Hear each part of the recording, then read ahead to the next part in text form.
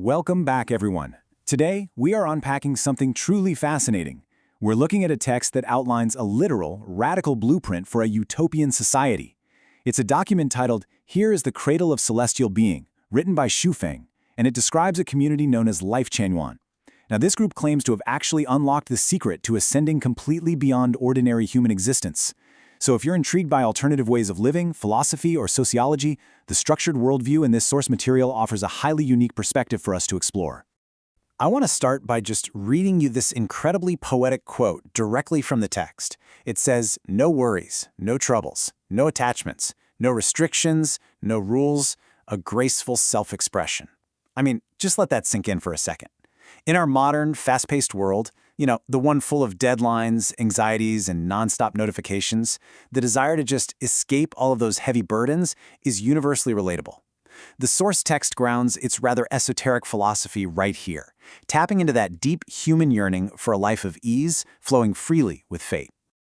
Okay, let's dive into this, because that yearning brings us to the core mystery of today's explainer. What does it actually take to become a celestial being?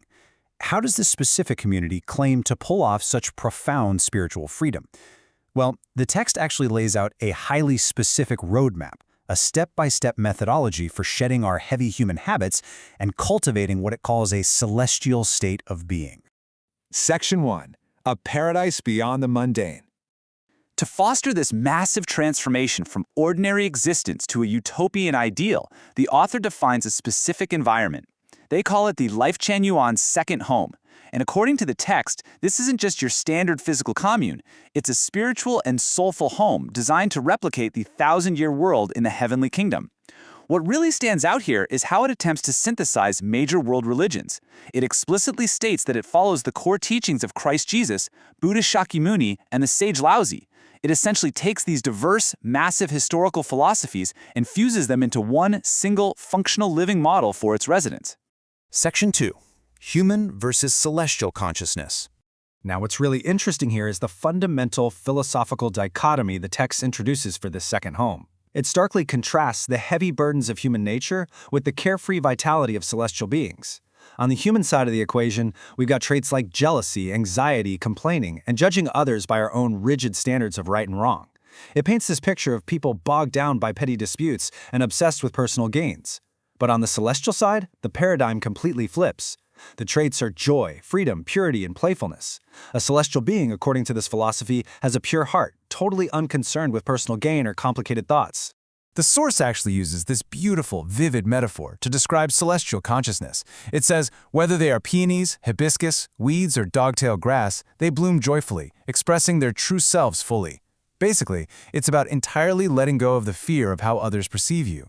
A celestial being doesn't care if society views them as a prized peony or just an ordinary weed. They just bloom right where they're planted, completely unbothered by shifting winds or the judgments of anyone around them. Section 3. 3 elements of the universe. So how do they believe this transformation is actually possible?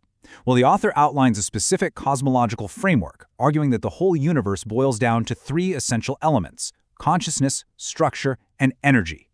The goal of their spiritual cultivation isn't just to, act a little nicer. It's a literal elevation of human consciousness into celestial consciousness. And the way they do this is by refining what the text calls life's non-material structure. It's a really fascinating esoteric theory where the philosophy essentially maps out the literal mechanics of the universe to facilitate structured spiritual growth.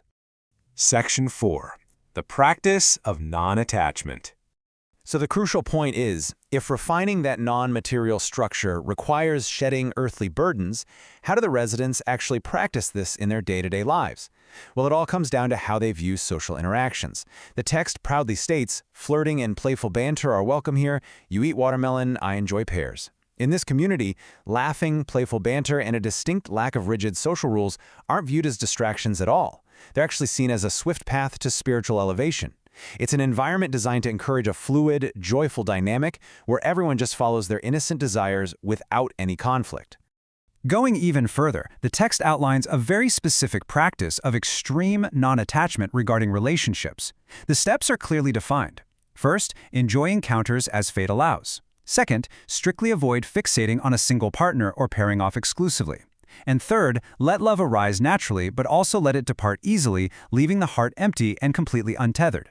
By treating relationships with this immense level of fluidity, the philosophy argues that individuals can entirely prevent the spiritual stagnation that comes from jealousy, possessiveness, and earthly attachments. The ultimate goal of all these highly unconventional social practices is total spiritual liberation. The text claims that with zero attachments, zero stagnation, and no hindrances, over time a person unconsciously attains the way. You don't have to force enlightenment. By simply shedding expectations and living playfully, becoming celestial happens as a totally natural byproduct. Section 5. Collective Celestial Ascension. So, where does all this rigorous practice actually lead the community? Well, according to the author, who was writing this back in 2011, by the way, the results were already tangible. The text claims that dozens of Chanyuan's celestials within this second home have already ascended in their consciousness. Using that gardening metaphor from earlier, the author notes that the weeds in their soul gardens are few, meaning they've successfully purged those heavy human anxieties and jealousies. And this brilliantly illustrates the final phase of their master plan. With dozens having already hit this elevated state, the text states that what remains is simply to repay debts and accumulate treasures for the heavenly realm. The author predicts a massive, collective, spiritual milestone that within a year or so, this entire group will collectively ascend to the celestial realm together. It's an absolutely incredibly bold blueprint for living, offering this profound critique of standard human anxieties while proposing a very specific, rule-breaking path to enlightenment. Which leaves us with a totally fascinating question to ponder. Could you give up all earthly attachments, standard societal expectations, and even exclusive relationships just to live out this celestial ideal? It's a radical trade-off between the comforts of the life we know and the promise of ultimate spiritual freedom. Thank you so much for joining me to explore this text today. Keep questioning, keep learning, and I'll see you in the next explainer.